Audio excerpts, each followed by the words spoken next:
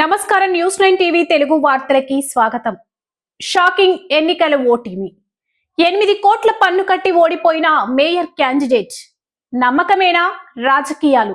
Nomination వేసే సమయంలోనే 8 కోట్ల పన్ను బకాయిలు కట్టి వార్తల్లో నిలిచిన నిజామాబాద్ కాంగ్రెస్ మేయర్ అభ్యర్థి కాటిపల్లి శమంతకు ఓటర్లు ఘోర షాక్ ఇచ్చారు. 19వ డివిజన్లో బీజేపీ అభ్యర్థి చేత ఘనంగా ఓడిపోయారు. పార్టీ ముందుగానే మేయర్ అభ్యర్థిగా ప్రకటించి లక్షలు కోట్లు ఖర్చు పెట్టినా ఓటమి తప్పలేదు. ఇది కేవలం ఓటమి కాదు, రాజకీయ పతనం.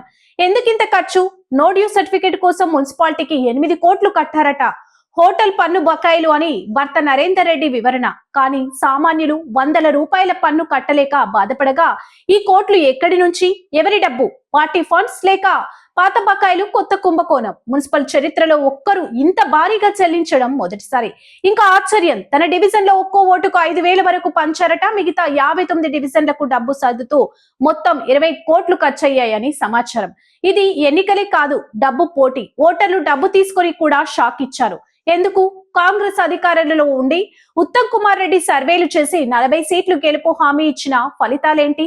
కాంగ్రెస్ 17, బీజేపీ 28, ఎంఐఎం 14 సీట్లు మేయర్ పీఠం కోల్పోయారు. ఇది కాంగ్రెస్ పరాజయం మాత్రమే కాదు, డబ్బు శక్తి వైఫల్యం. ఓటర్లు మార్పు కోరుకున్నారా లేక డబ్బు కొనుగోలు ఫెయిల్ అయిందా?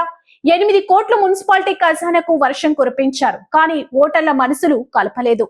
ఇది రాజకీయాల్లో డబ్బు వర్సెస్ జనాదరణ పోరు. ఇంకా రహస్యాలు బయటపడతాయా? మీ అభిప్రాయం కామెంట్ లో చేయండి. మరిన్ని తాజా వార్తల కోసం చూస్తూనే ఉండండి న్యూస్ 9 టీవీ తెలుగు. జై హింద్.